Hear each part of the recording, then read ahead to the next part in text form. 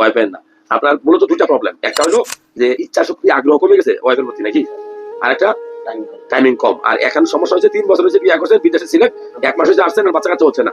আজকে রিপোর্ট করছি, রিপোর্ট একটু খারাপ হয়েছে, এই তো এখন খারাপ হয়েছে। নো টেনশন, ঠিক আছে ইনশাল্লাহ।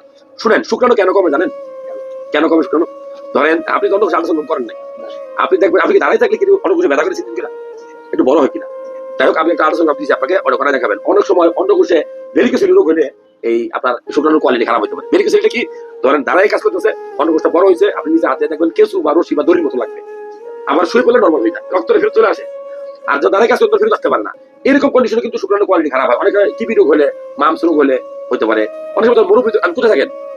সৌদি আরব, তাপমাত্রা অনেক বেশি, অনেক তাপমাত্রায় কাজ করলে শুক্রাণুর কোয়ালিটি খারাপ হতে পারে। অন্ডকোষের টিউমার হলে আপনি হাত দিয়ে কখন দেখছেন? দেখেন নাই, সরম সরম নাকি? যাই হোক, আলোচনা করবেন। অনেক সময় অর্গানিক রোগ হলে শুক্রাণুর কোয়ালিটি খারাপ হতে পারে। মানসিক টেনশন করে মনে হয় বেশি সংসার নিয়ে নাকি, আপনি প্যারা দেন আপা? বাচ্চা বাচ্চা করে একটু টেনশন দিচ্ছে। আল্লাহ ভরসা।